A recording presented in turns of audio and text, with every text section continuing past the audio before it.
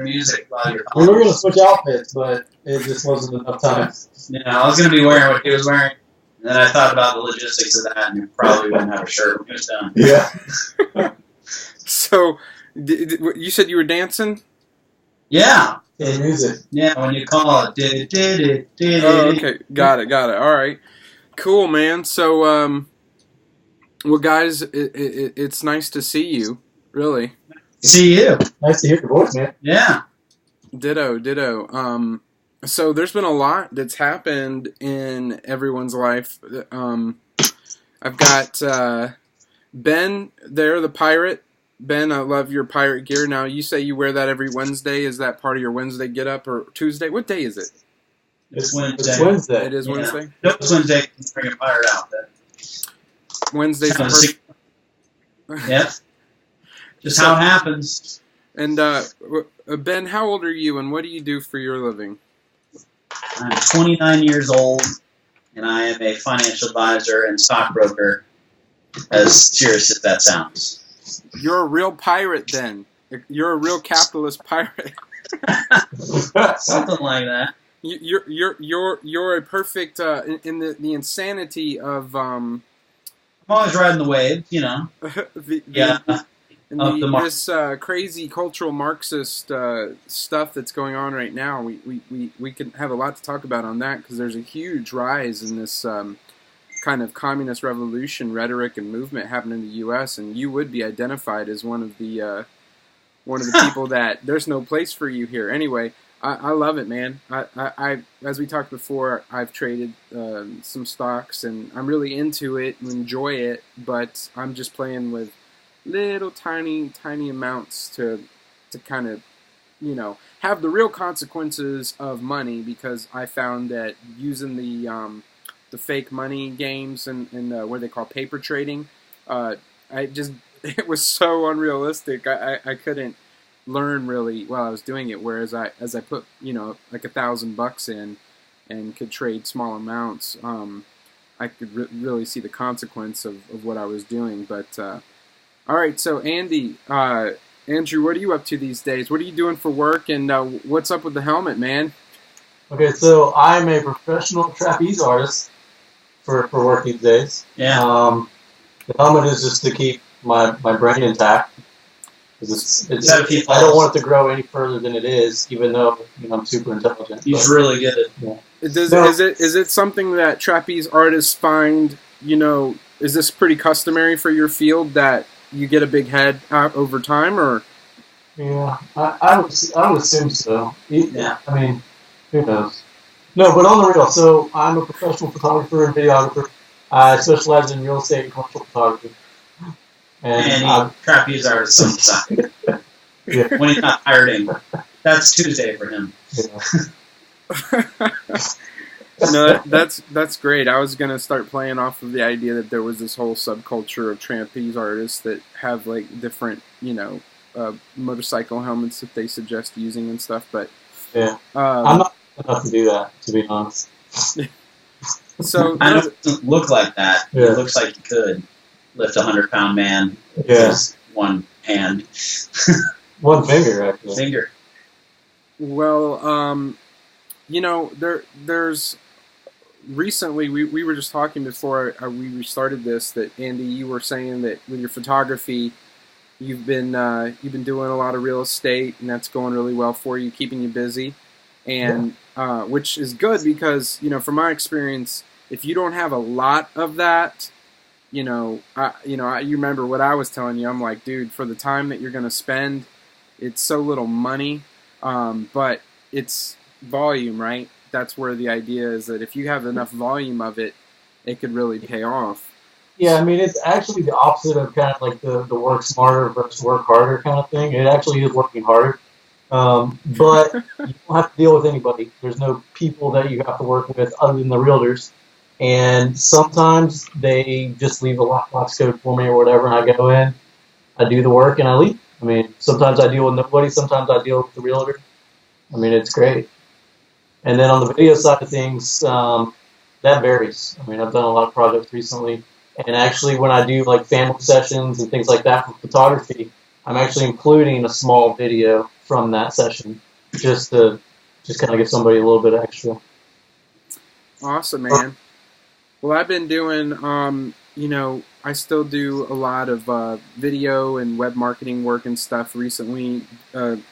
My biggest project right now has been an air conditioning service company that is kind of the top of the field in their region in South Texas, and did a series of video promotions and testimonial package with like a revamp of their website, kind of an overhaul of their brand. And I tell you what, it's not every day you get to work with like really inspiring companies, and you think, how inspiring could air conditioning be? But I tell you, seeing the way that they did their business, which all came back to the owner operator, dude, it was really inspiring for me. These people were amazing, and because they took these basic core principles that I see like in my art, like I'm really passionate about what I do.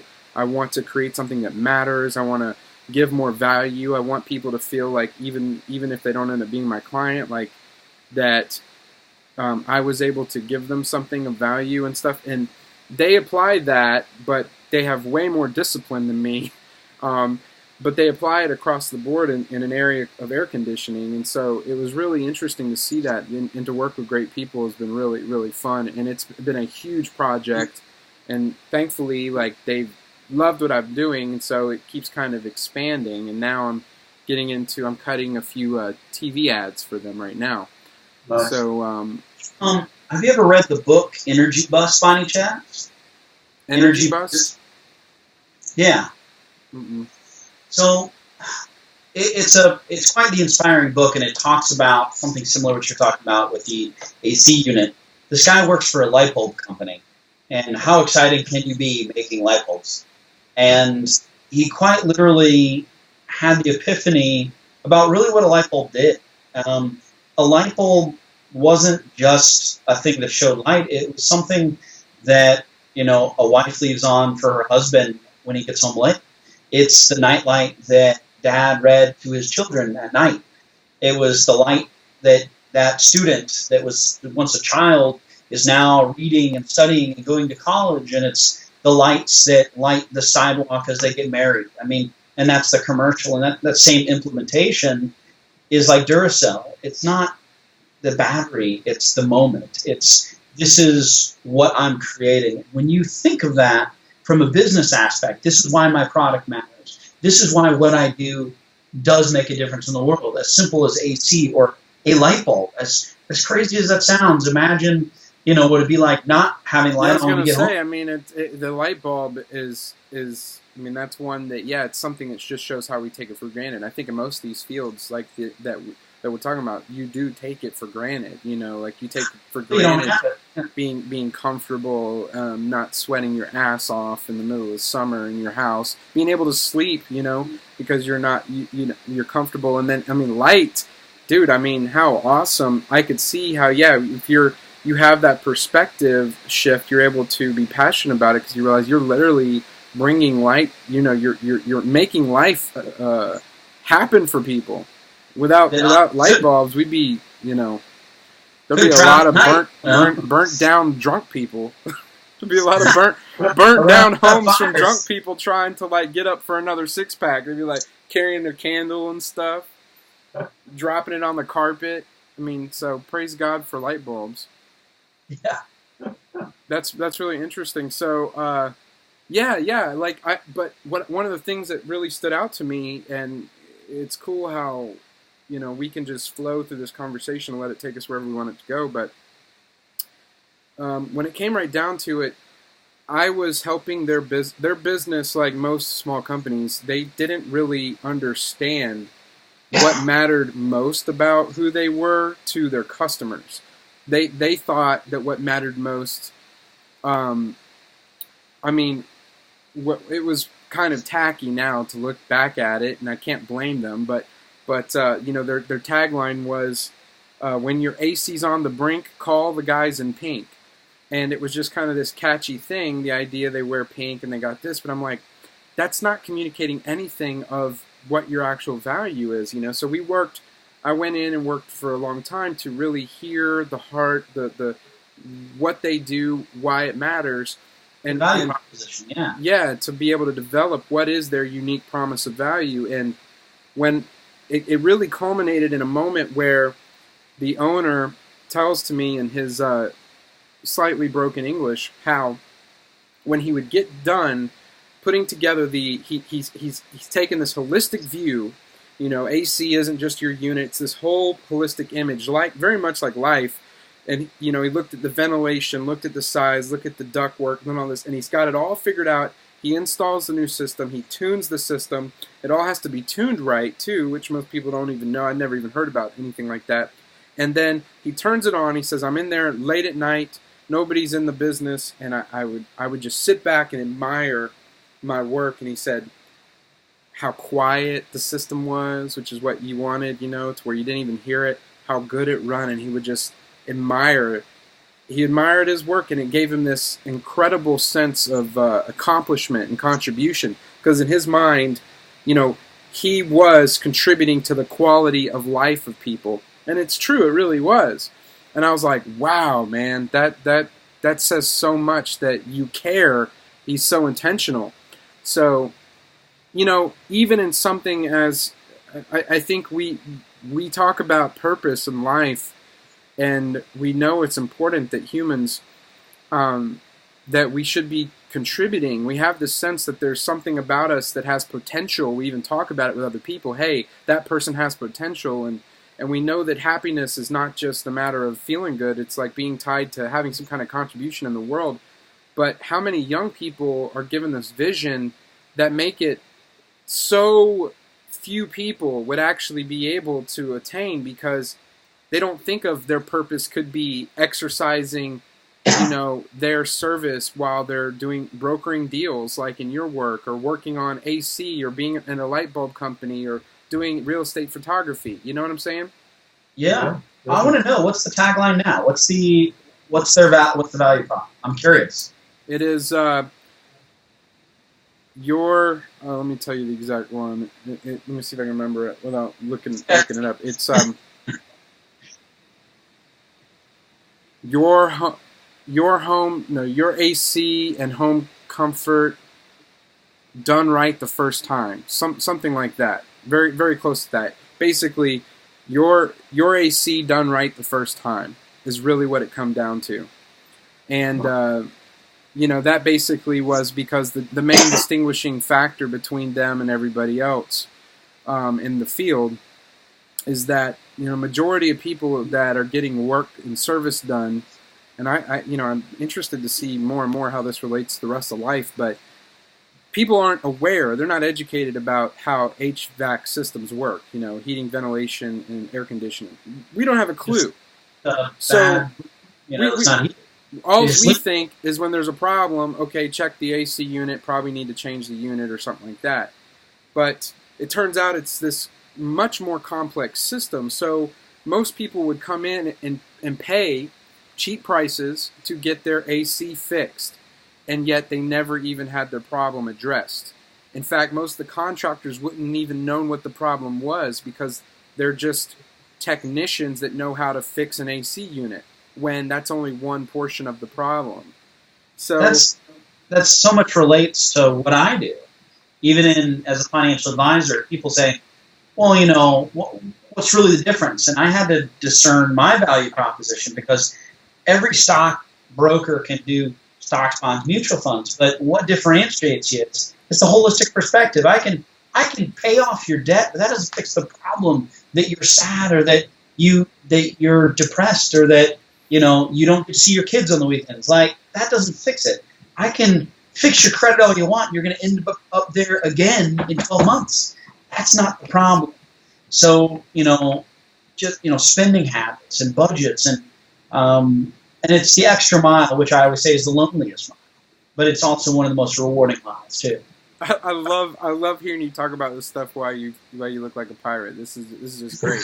You should go to work like this sometime when it's not Halloween, and just throw people off with it. I don't know. But, so you just got back from Ireland, Ben. I did. Well, I want to hear about that, and want to hear about a few of the ways that experience impacted you, because I know it had a pretty profound impact on your life. But first, just briefly, Andy, what have you found, since the last time that we spoke, in your situation with the girlfriend area? What's going on with you on that? How have you been, and how have you been handling yourself? Well, no girlfriend right now. As far as handling myself, I've got a doctor's appointment tomorrow, actually. I'm going to try to get the insulin pump. That way it kind of regulates throughout the day. Keeps me just better off healthy-wise with that end of it. Should help him gain some weight. Gain weight, yeah. I mean... And so, in your for those of us that don't know, what's been the basis of your ongoing medical issues? All right, so I have chronic liver failure. I had a transplant when I was 6 years old. They never determined the reason. It just happened.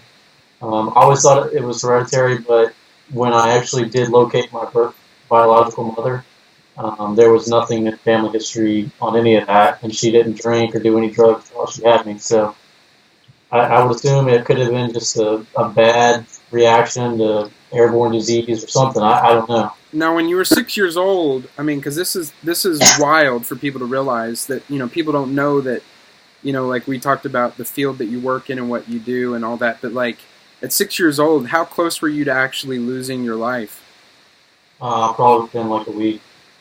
And so this... I mean, I was basically, when I went to kindergarten, my teacher noticed that my eyes and my skin were kind of turning jaundice.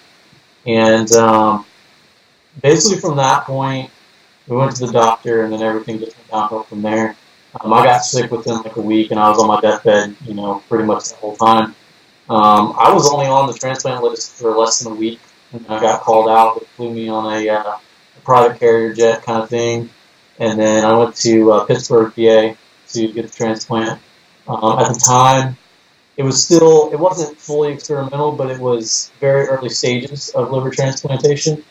And the doctor I have now is world-renowned, and I mean, just an amazing doctor. He's done several things. He was just recognized as I think he was part of a 15 or 20 team to do twins. Yeah, a conjoined twin surgery. Wow. Somewhere, I don't know, it's a huge thing. They did this big article, show, TV thing. It was a near world record for it was pretty long. It was 2 days straight or something. Yeah, it was nuts. But that was the doctor that transplanted me. And so you were gifted somebody else's liver. Right. When I was 6 years old, and it was, from what I understand, it was a 16 or 17-year-old girl that had passed away in a car wreck, somewhere. I don't know where or any details. I don't even know how I would find the details of something like that.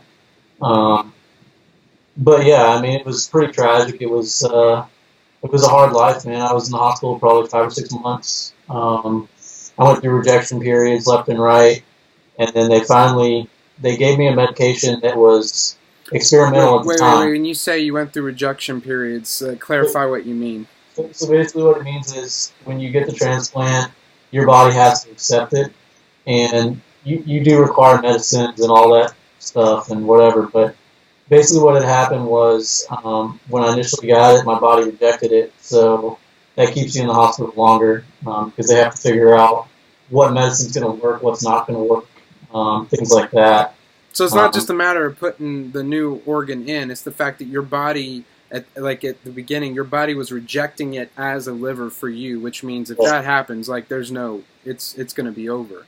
But they were able to give you medications that allowed your body to accept it, and and that's why you're here now, right?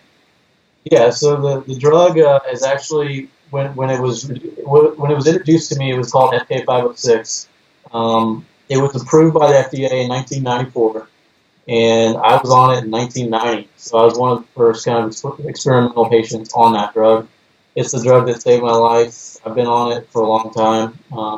It does cause issues, with other things, but overall, it's helped me out a lot. Would you show me that tattoo real quick? I don't know if it's going to show really well here, but Okay. And what is that?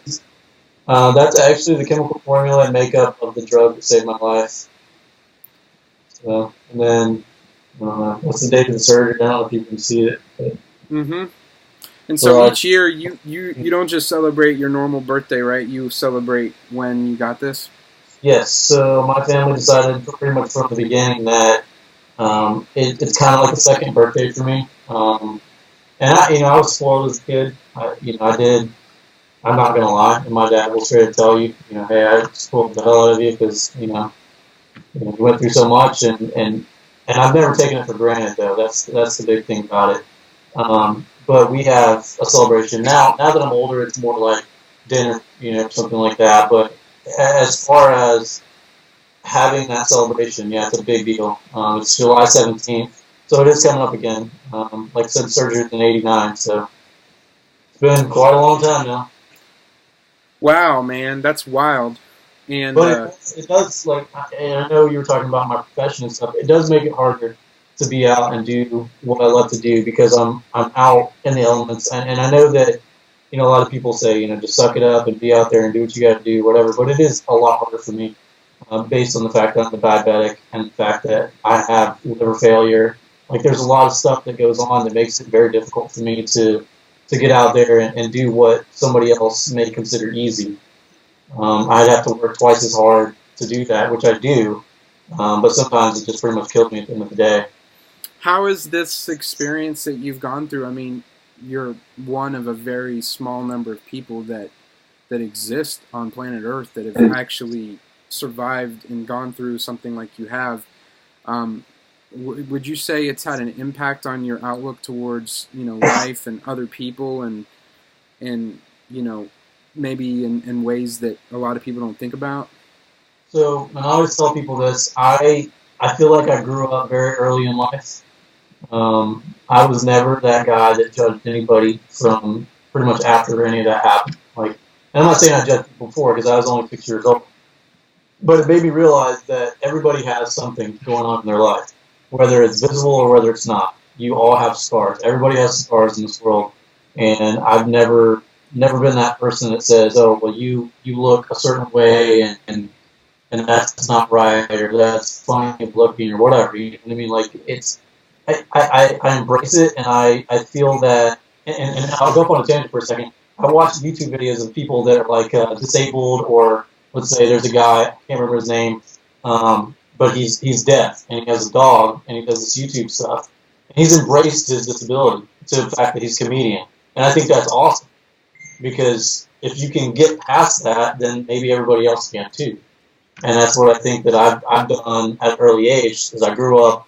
I never had, and I was telling Ben this the other day, if I didn't go through this, maybe I would be an alcoholic or a druggie or whatever. You know what I mean? Maybe I'd experiment with all kinds of stuff. But because I went through it, I have no desire to do any drugs, alcohol, smoking, any of that stuff. And I don't judge people that do because, hey, that's what you want to do. That's what you do. I'm not going to sit here and tell you that smoking is bad for you or drinking is bad for you. You guys obviously know that. And everybody you talk to knows that. But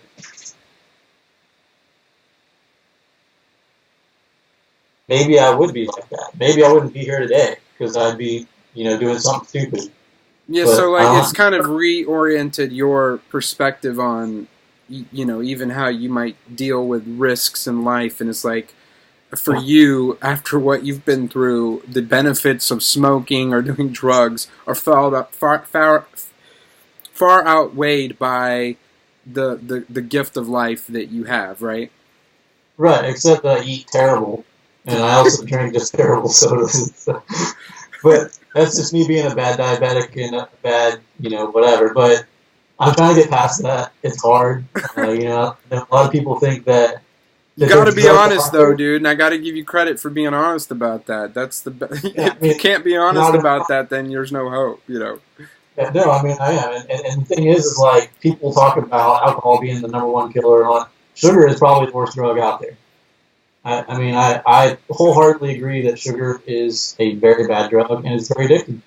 And once you start eating sugary foods and sugary drinks, it's hard to cut that. So that's what I'm working on right now. And this is tea, but it is unsweet tea. So what I've done is I've gone to using, I've cut out most sugar, and then I use like a little stevia blend thing. yeah, And especially if you can do, honestly, like a week of using it, and you won't even, yeah, you'll feel really right. good about it.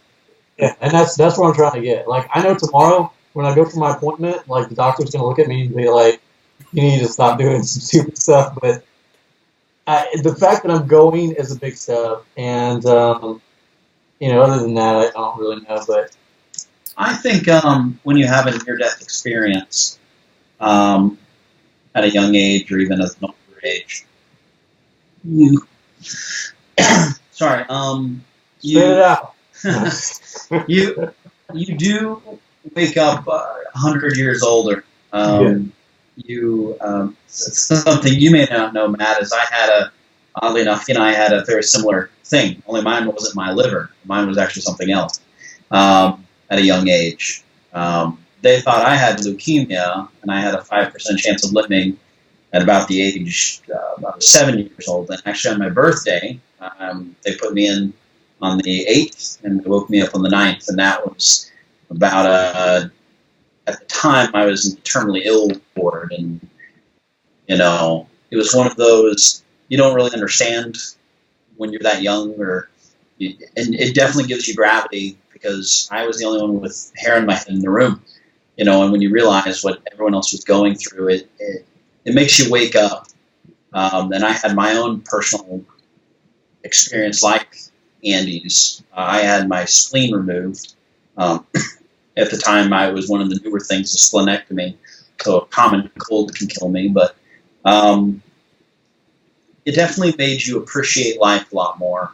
Yeah. For me, it was, I wasn't going to take it for granted. I also didn't smoke or don't drink a lot and never did anything bad. It was one of those things like I live life to the fullest, and I still understand people's pains, but I guess I realized how many of those children that were in the same hospital as me didn't make it. I might have been the only one in that same room of a dozen of us that actually survived. And knowing that was one of those things that I'm going to live my life to the fullest, to the utmost, and try to impact other lives. And, of course, love unconditionally. So That's a lot great. of... Yeah, and I think we both feel that same way. That's great. I think that's why we're such great roommates. That's awesome, man. That's really cool how I do believe something bigger than ourselves is at work, through all of this. And as you know, that's a big part of my motivation after having my near-death experience where I was radically 180 degrees, different direction, different person. I now bear witness to just how radical people can change, and the power of God's love to transform our lives and to become people that that have a sense of like, you know what, I want to say thank you with the rest of my life. Like the way we live this thing out is a way for us to actually say thank you for life. But I've been talking recently on my channel. This is why this is so cool that this has come up, and it is funny. I wish I had a silly wig or something, knowing you guys are like this, because we're talking about this really serious stuff, and you guys are in perfect dress code for it. So, but I've been talking about just recently how people have to find, if you're not connected to like a deeper purpose or meaning for your life,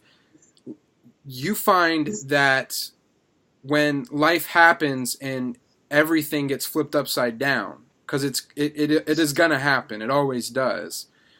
Shit gets completely flipped on you, and sometimes it can be because of your choices, which I've had that happen to me, and sometimes it can be completely nothing that you did. Not even within your control. You could have been doing everything right, and life is going to offer you what I would say is an incredible opportunity. But you can't take it as an opportunity if you're not connected to some bigger narrative or story for your life that's connected to meaning and purpose.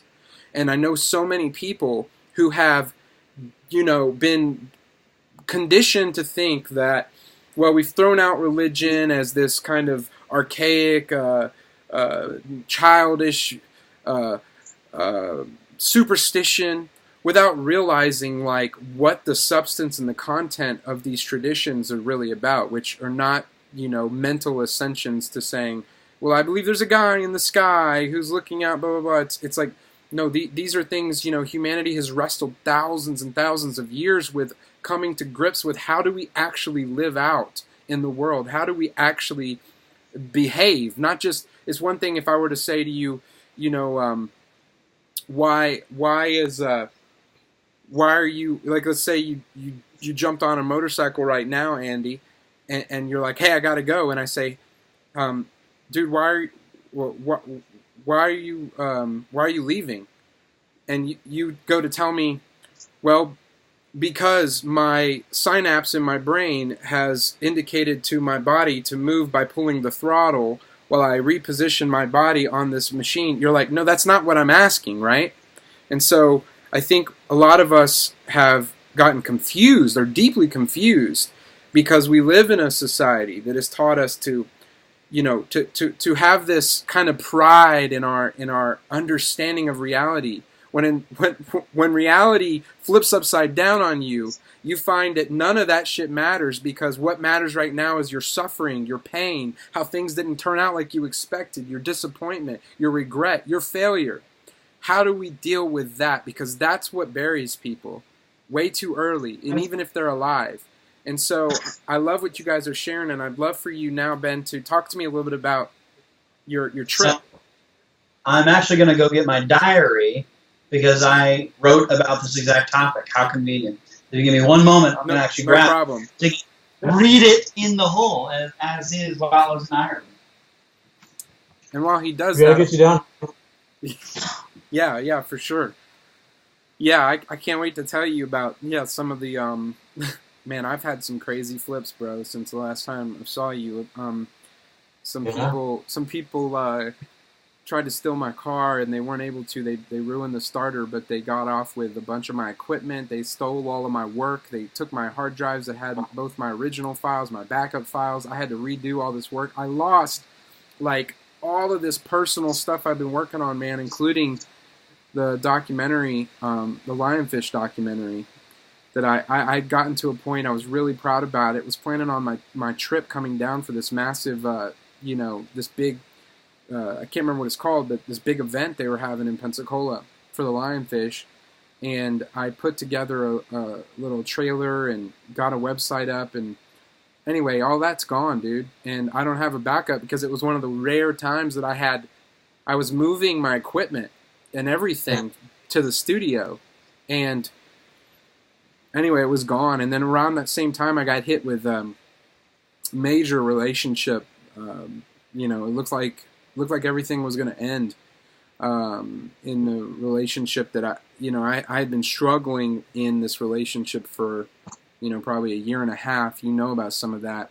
But I put so much, I idolized this relationship so much, Andy, that when it looked like it was coming to an end, like, for me, it wasn't just the relationship that was ending. It was like I identified a lot of my future and even what my purpose was going to be in this relationship as, this was a gift and part of my mission in life. So when that looked like it was falling apart and, like, to be no more, I was not only facing the consequences of my choices and the fact that I have 3 kids who love this person and now is going to lose them after they've lost their mom from a divorce. But on top of that, which that was all my choices, that was now bringing that upon my kids. But on top of that, I was losing part of my identity because I had idolized that relationship. I didn't have it in right priority. And I can only imagine how tough it is for people that don't even have a sense of a connection to, the source of life or something. Because, dude, it was really putting me under. And a few other things happened around the same time with my family, my parents. I can get to some of that later. But I can tell you, this is where I'm at now as I'm coming out of it through the other side. And it's given me the ability, I think, to speak more into the experience that people have. I understand. And there is real hope. There is a living hope that people can experience firsthand. And I have this burden to share it and to be a part of it and to not only inform people, to give them a better map of what the world actually is, because everything you're being told and conditioned to think about the world, almost everything is a lie over and over and over again. It's all lies. And what you're supposed to think about yourself. But anyway, so Ben, let's hear it. So you went to Ireland? Yeah. So here's the 3-leaf clover that I picked from the grasses of Ireland. That's a legit. That is a legit Irish 3-leaf clover. Yeah, I got 2 of them just for the occasion, in case I lost one. Just in case. I'm going to read you some of the thoughts, and it really, I think, is going to address on some of the things you've already talked about from my diary. And these were kind of just what I was going through, and of course, it's going to result in everything we talked. It's official, I'm in Ireland. It's a bit surreal, actually. 200 years ago, 1860-ish, my family called this place home. Was it wars, famine, political fear? It was most likely a blend, but I believe it was famine. I traced our heritage back to our original last name, 1600s actually, Gibson or Man Rothschild. Yeah, we got a lot of redheads in the family. My dad's one, and I even have a red beard. There's a piece of me that feels at home. Not quite a Germany home, but this is where I once was kind of home. At the same time, there's a yearning to meditate in a grassy field alone, without anyone around. My logic is not separation from familiar, but connection with an unfamiliar. It's like having a Coke with every meal, and although it's nice and familiar, there's a certain amount of distraction that being around the familiar gives you, that flavor brings. Not in an unpleasant way, but in an emerging way. When I sit and stare, I'm not staring into nothingness. I'm staring into somethingness. The what-if-ness. The fear and hesitation of generations that have been. And the contemplation of what is to be. I find myself chasing a legacy. Fascinating with myself with the formula to be remembered. And yet I don't think it's the fear of death, the fortitude of remembrance that is concreted, but instead the need for purpose.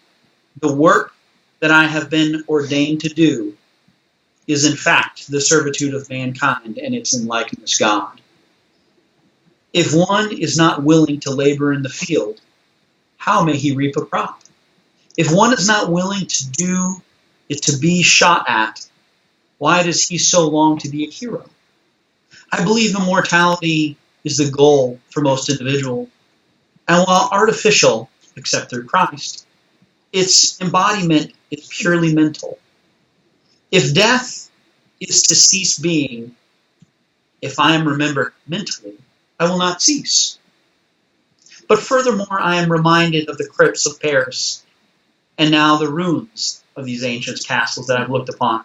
Kings that have fought over words, in dirt, in grass, hundreds, thousands, millions of names, lives, dreams, songs and poems and love that these people in these crypts that I've seen, hope and prayer to be. And yet if a butterfly flapped its wings, time would change. A plant would be born, a fruit not bore, and a mouth not fed. And what is it, as we know, would be not as what we imagine. Our scrap paper texts and tweets are but a technological advancement. From being a VHS, floppy drive, or a black and white photo, our walls will be hardly a tour guide for children to wander past. Luckily, this is not what life is, or what it should be. Life, I don't believe, is a legacy, but instead a legacy is a life well lived. A legacy is a crop well tended, a herd well kept, and is not for the servitude of oneself, but instead the servitude of God and others. For an eagle's chicks will not live past if he only feeds himself. Nor will farm expand his territory if he does not labor more. Feed his family, his servants in those hands. And by being the servant, he will be remembered. And his life is what becomes his legacy. There are many blessings God has in store for you. For those to come, give thanks. For those that came, give thanks. And still give thanks in remembrance, even when it is in that time of remembrance that you have anything at all. Wow. Brother, that's good. That's some deep stuff. Man, I think I look forward to going back and listening to that. Would you kind of paint a picture for me about where you were? And you mentioned a few things there that you were seeing. Tell me a little bit. What were you doing in Ireland, and where were you? There's a few places I went. Some of the contemplation that was taking place was actually in Galloway. I was on a grassy knoll. Here, there you go. I was on the riverbanks in Galloway, overlooking the ocean, and just kind of reflecting. I thought about how old the grass was as it was rippling in front of me, and I thought about how many lives had come before me. I mentioned it, in my diary that I had been through the Crypts of Paris. And for those of you that have never been through the Crypts of Paris, I went through 3 miles of the crypts, and there were 8 million bodies stacked like firewood for 8 feet in one direction and 8 feet in another direction for as far as the eye could see. You're talking about bones? Bones. Femur bones. Of human beings. Yes. For 8 miles? For 3 straight miles. 3 straight miles. And 8 feet wide. And they're over 100 miles underneath Paris. And I walked through 3 of them. And if you want the breath to be taken out of you, that's a great way to do it. Whoa. That's insane. What is that? So, during medieval times in the Black Plague, they ran out of space to bury the bodies. Too many people were dying. So they actually started digging underneath the streets. They dug almost a mile down and started burying bodies. They exhumed bodies from the ground that had already decayed, and they started stacking them like firewood, like femur bones, skulls, children, and they labeled them by church or where they came from or what war they died of or what plague killed them. And you walked past them, and it wasn't just like, oh, this is a father's skull or a mother's skull. This is a child's skull. This is a baby's skull. This clearly was a skull that was shot. This was a femur bone that was broken. This is a deformed one. And it was just miles of just 8 million bodies in just those 3 miles. And there was 100 miles, and I only got to walk through 3. And if you want to feel small, that's a great way to do it. Most people think that's gross or disgusting. There wasn't anything about that. If anything, it was humbling. I thought about how many of these people had the same dream, or had love, or had a family, or a lust, or any thought that wanted more. What are their names? Who are they? 8 million. I think about the people that create something simple, a tweet, or a YouTube video, and they're famous. And imagine how many of these people wrote the most beautiful song that I've never heard. And I thought about that, and I thought about, here's the people down here, and here's the people up here, and I thought about what the difference was between all of them, and I thought about the servitude of the ones that, I was, for instance, in Ireland, I was in St. Patrick's Cathedral, and it didn't really dawn on me until I read his biography. And most people know about St. Patrick's Day, they drink a lot of beer kind of thing, but no, I don't think. When you realize, I think very few Americans even know that the St. Patrick is a real person. Yeah, he was born 350 years after Christ, and when they realized he wasn't Irish at all, he was English, but he was taken hostage and taken to Ireland, and for a near decade held hostage. His family thought he was dead. I mean, if you disappeared for a year, 2 years, 3 years, you're going to think your son is gone. Well, when he got to Ireland, he started praying to this man, Jesus Christ, God. And he didn't know much about him, but he started praying. Where did he get the where was there? Were there Christian missionaries or something, or what that were? No, zero. He knew of Christ from England, which existed 350 years before his life. He is taken captive, and of course, he prays to God, and he, a near decade later, is saved. That just goes to show. I mean, that's pretty incredible to think that there were already Christians in England. Most people, don't know this stuff or really understand what that means. But I mean, we're talking. That just shows how quickly the spread of Christianity at the early times. I mean, it's really one of the most amazing parts of history with this phenomenon that happened. This Christian thing. That during even its worst years of persecution was spreading like wildfire in the name of a person who would be like our modern day. Imagine us celebrating if Martin Luther King was hung to death and we're all walking around with a noose saying, hey, this is the key to defeating evil and God's overcoming evil through the power of the noose. You'd be like, are you crazy? People's conceptions of the cross today, and yet it was going so fast because people were having this experience with this agape movement of the Spirit, and there were people in England that he had a reference to Jesus just only 350 years after Christ, and so that reference, he's in Ireland, and you said he just started praying. Pick up where you were there? Yeah. So he finally escapes captivity. He's an older man now, or young man. Gets to a marine vessel, may it be fishing or cargo, stows away in it, gets back to England. Of course, his parents say, please never leave us again. Oh my gosh, our son's alive. Thank God. What a relief to imagine your son was dead for a near decade and then realize he's alive. But now he was saved. And in his mind, he was still having nightmares of, not nightmares, but a calling to go back.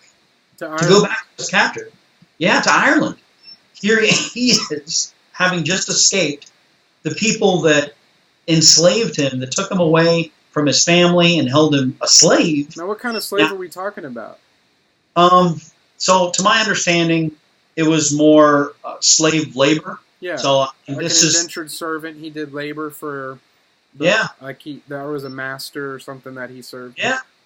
Yeah, that you be quiet and only talk when you're being talked to and follow this order. I mean, he was property. St. Patrick was somebody else's property. And he kept having visions that he needed to return. And of course, against his father's and mother's begging request, please don't leave us again, he said, this is something I need to do. And so St. Patrick went back to Ireland and supposedly, according to all records, single-handedly converted the entire island to Christianity. And he is the patron saint of Ireland, because he brought Christianity to the entire island and converted the captors that once held him a slave. He introduced them to the love of Jesus Christ. And he used one thing, which I will show you. He used the three-leaf clover to describe what Christ was: the Father, the Son, and the Holy Ghost. And I imagine he had some kind of way, the narrative to share about that. But so he did end up going back to his captors and he brought them. He taught them about Jesus and Christ, and he brought Christianity to the entirety of Ireland. Now, would there be ways because in our modern day conceptions of what that means, most people who have been brought up in the 20th, 21st, from like the 80s onward, they wouldn't necessarily see that as good. They're thinking, well, oh great, so he converted a bunch of people to this barbaric religion. But in reality, well, it probably had, as far as I know, it had a profound impact on the way of life of people, right? Because what you think of as this barbaric religion was actually teaching the fundamentals of loving each other, that we are to serve God not by going to church or having the right doctrines or reading your Bible or doing these like things you can check off a list, but the core of the heart of Christianity is speak the truth, be honest with yourself first, and be willing to look at yourself, and the way that you're going to serve God is how you treat each other and to love one another, right? And I don't think a whole lot of that was going on. Oh, definitely not a whole lot that was going on. You're talking very. Most people don't know that for example, Scotland, they used to call them Scotties. Scotty means pirate. So just over the way, you're a Scotty, you're a bloody Scotty, you are. Yeah, they call them pirates, and it's stuck, And they were talking Ireland here, which is just down, but I mean these were very barbaric people. I mean it was, if they had something, they stole it. The reason they had the castles was to protect the land that they had, the wealth, and if somebody wanted it, they came and killed you and took your stuff. So here's a guy that, changed the world called Ireland, an entire nation of people that, by most accounts, are some of the most barbaric people, the Vikings of sorts. So a very different perspective, and to know that he actually wrote a book before his passing, a biography you can still read in its original text on Vellum, get it on Amazon if you want, about his life. Really? Yeah. So, I mean, you're thinking, I didn't know that. Here's, the book of Matthew, the book of John, and here's a guy that, hey, I prayed to God, and this is the life I live. It's, it's Benjamin Franklin's biography. It's, people forget that, a lot of people did write about their lives, and their Christian lives, and their things there. So, quite a fascinating. Now, did you read his biography or parts of it?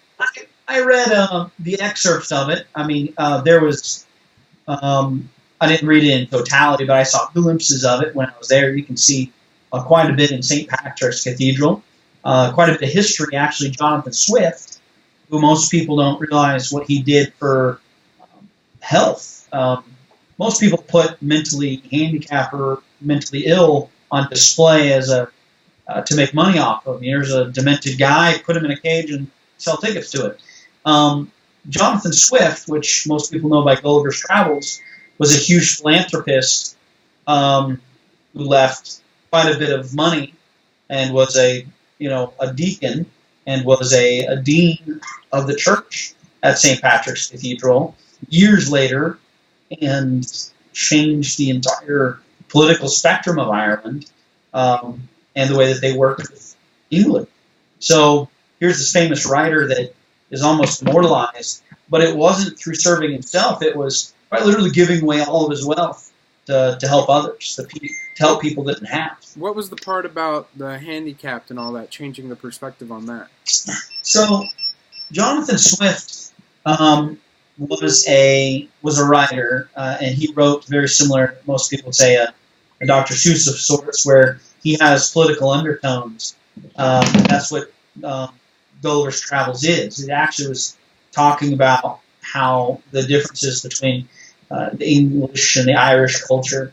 What he ended up doing is he said that, he actually opened up one of the first hospitals for the mentally ill, recognizing it that you're not possessed by a demon, you're not, should be on display. These are people that need help, need medical attention, not, abuse. And he left all of his wealth, about £12,000, which at the day is about $2.5 million, to open up one of the more, even in the world today, premier mentally health medical center in Ireland, which did some of the more groundbreaking work in treating and recognizing and acknowledging mentally ill, depression, even postpartum later in life, that this was something that that happened in people. It wasn't a demon. And here's a religious figure saying, look, this isn't religion. This isn't a demon. We're trying to look outside of this and use something of worldly understanding to explain something for the betterment of mankind. So. Yeah, I think the key there is, and this is what I found so fascinating as somebody who is an enemy to the Christian faith and pretty much all religion in general growing up, as I had to struggle with what I had experienced firsthand with this incredible experience that I had with God and the love of God and this thing with Jesus. Meanwhile, it didn't fit what I wanted to be true. It didn't. I didn't want it to be real. I wanted to believe I was right, that I had figured it out, that it seemed like such a step backwards in my mind to come to a place of saying that I would actually, follow any kind of religious tradition, and especially the one that had, become institutional Christianity. So, for me, really critiquing my own belief and trying to really get underneath. I was a follower of Jesus before I even believed the Bible was true. I was in the sense that, I had this real experience, as I tell people about, invite them to, look, I don't care if you believe in God or what. You could be totally anti-Christ. All you got to be is, opening your gut from the deepest level to the love of God, and, you will be blown away at how God will uniquely let you know, not in a way that I need you to know, in a way that you need you to know. And that's the kind of grace that God has. But He does, and sometimes he'll shoot close to you, shoot real close to you, and then sometimes he'll even shoot you. And people don't realize that this is what you asked for. You needed to do this, and it's for your own good. I always joke with people, because my last name is Hine, that I have hindsight, built in. I have built-in hindsight. But, you always look in that reflection and say, man, like Andy's situation, he says, this bad and traumatic situation might have even saved my life. Now I can bear witness through everything I went through. There's a book, I sent you a text about it yesterday, about the prophet, Khalil Gibran. He mentions about joy and sorrow, and I think the parable that he uses is how sorrow cuts into the soul like a well, like in the ground. And at first the walls are very weak, and they're very shaky, and they're bitter, and they're filled full of tears. But in time, those tears dry up, and it's replaced with appreciation. The loss of a loved one, it hurts. And then it's filled full of appreciation. So it's like a grandmother. She doesn't mind a child crying because she remembers it. It's almost like, I remember that. I remember those days. Yeah. I just want to jump in there, though, because what I wanted to say, and I don't want to lose this thought, was particularly about talking about Johnathan Swift, which I didn't know that story, and how he was actually part of changing the way people treated those with handicaps and mental illness. When I was debating myself and constantly trying to disprove the faith that I was having to come to terms with, what surprised me was that when I looked in history to look at the roots of Christianity and to see its mark on the world, what I found at every place in history where we had massive advancements in social institutions, in education, in care for the poor, in healthcare, hospitals, even just hospitals, they were founded by people who were motivated by this crazy idea that God loved the world and that they were called to love too. And that they were compelled by this thing, they said, that Jesus compelled them to want to do this. And it literally reshaped and crafted so much of what we know as what we take for granted as Western civilization. And you just brought up another point. And it wasn't, again, it was like one of those things where it's like, damn, that's not necessarily what I wanted to see, but I gotta admit, it makes sense. Like, if you actually, if you have your life reoriented to where you're looking at how do I best, show care and love to humanity, and yet I'm a human being, I have a business, I have everything, it's going to end up influencing what you do. And like what you see is that people like Johnathan Swift was another good example where something changed in his perspective to want to show care instead of these people who were typically looked at as sideshows, as these incredible things that could make people money at the circus or whatever. He said, we need to actually care about these people. Same thing in slavery.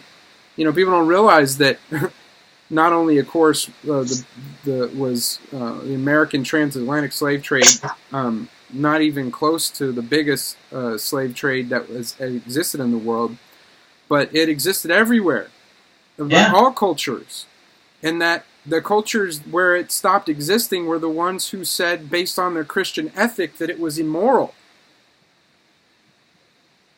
Yeah. So, it's huge and profound. I'm glad you mentioned that because it makes such a huge point that those were the centers of advancement. Whether that be hospitals and things like that. I stayed in one of the oldest hospitals in the world in Paris. It's the Hotel Hospital, and they converted the old nuns' quarters. And it's a 700-year-old hotel, 700-year-old hospital, and you can stay. Wait a second. Hold on. Don't lose your thought. But I want everybody who ever listened to this to appreciate something. This man stayed in a hospital that was older than the foundation of America as a country as we know it. Like, just let that sink in for a minute. The contrast between our cultures and the historicity. Like, a 700-year-old hospital that had been converted to a hotel, you stayed in it? Dude, that is wild. Well, and it was still an operating hospital. It's just the nuns' quarters were converted to an extended stay for guests or patients or families of patients. And you can rent a room there, and it's right next to Notre Dame. So, pardon me, my view was Notre Dame in the middle of Paris in a beautiful 700-year-old, and you see pictures on the inside of it that were in charcoal sketches of the Black Plague, of these things that you hear about, you read about, that are in history books that you studied, and there it is on the wall, as you're walking down for breakfast. There's the nuns, and here's the sacrifice, the people that stayed behind and said, I'm not leaving you. And it's wow. And it goes right with your point is how that goes along with what I was saying, right? It's like, this is what, you even see this today, Ben, like, even from a humanist perspective, people who are like, we don't need religion to be moral. We can believe in God. I mean, we can believe there is no God. We can be atheists and be perfectly moral people. And to those of you, and I want to say, I appreciate where you're coming from. I would love to have a conversation as to why somebody like me who was an atheist had changed radically in my views about it. But you got to know this. Every single state and city in America, go down to the people who are in the soup kitchens, who are working with the folks who have nothing to repay, who are working with the homeless. And 9 out of 10 of them, they're Christians. They're still the Christians. Those crazy closed-minded people that you think are so backwards are the ones that care. They're actually doing the labor. And they're actually doing the work, okay? Even programs I know about here in Dallas that are working in the worst zip codes where we have the highest homicide rate, the education system, the neighborhoods are so bad it's dangerous to even walk through there. And yet my friends, including Chelsea, my partner, they're the ones that are there to love on these kids in a way to offer them connection and education and after-school program where for the first time in their life they might actually have a relationship to a white person, and they have to battle, these kids have to battle with many of them who've been taught, don't trust them. You can't trust white people. They're bad. They're evil. They want nothing but bad for you. That's the reality, like on the street. And yet, so people that don't even want them there, they're still there and serving them. Why? Why would you do that? Because again, there's something to this ethic of loving God and loving people, and we admire that. We see that as good. We see that as necessary. But how many of us are willing to actually get up and do something about it? And I just have to say, like you said with the hospital, the people that were willing to stay back and help with the plague, the people there, I mean, why would you do that? I mean, everything in your nature tells you self-preservation, even the survival of your family. Like, get the fuck out of there. What would motivate you to stay? And I think when we get to that, we start really getting to that thing we started with, which is you have to be connected to something deeper and being connected to some sense of purpose and meaning in your life. And how when you do that, you actually find yourself connected to something more significant than your natural desires and your natural proclivities, and maybe, what I see as kind of the more human we become through this process, it's like we become more like the image of God versus more like the animal that we are also part of, Yeah. Good stuff. So yeah, man, that you said you were there in Ireland and you were doing some reflection, and of course a lot of reflection on that, and you said you got a lot of different ideas, and I'm an idea factory too. We want to start creating some stuff. I hope we can do that together, and maybe even just having these conversations, I think, are really valuable. Don't you think, Andy? I would agree. We have some ideas. Ben and I were talking last night about some ideas that we have. I'll let Ben talk about the ideas. Cause, which ones? You were talking about the children in the circle was one, and then these are more comedy. Oh yeah, well, comedy rules. Yeah, let's just be real. Okay. Yeah.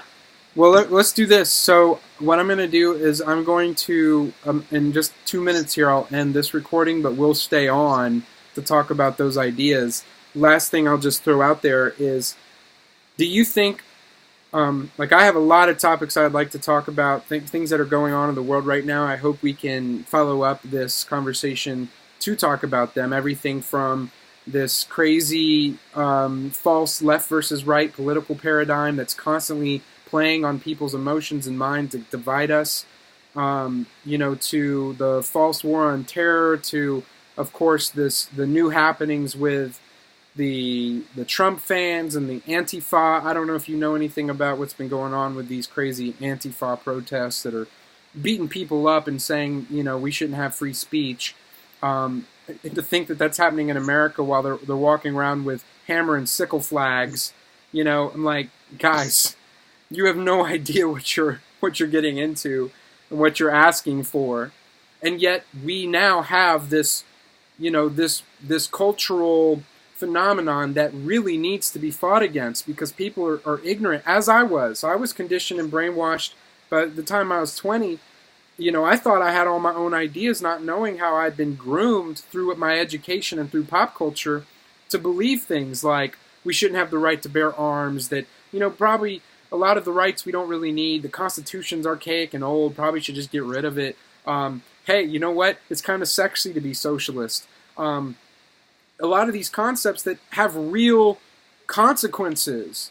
That right now, America, I don't think will necessarily stop it per se, but I think we should at least play a part in making people maybe think about these things a little bit deeper, and maybe to have a perspective that they're not going to be offered on the mainstream media. Not even, I don't care, CNN, Fox News, all of them, none of them, they're all part of this whole false left versus right paradigm that is being used to march us in one direction. And you know how bad that boy band is, and if you don't like that music, you definitely ain't going to like the music of this globalist world order that's continually unfolding in front of our eyes. And that's what's behind this migrant crisis, the refugee crisis, the stuff in Syria, all the stuff we're seeing in the Middle East. But as for like this life stuff, I think how many people, if they actually were to conversate with each other, even people with differing views, I feel like it's so needed, man, for people to just have conversations that are important.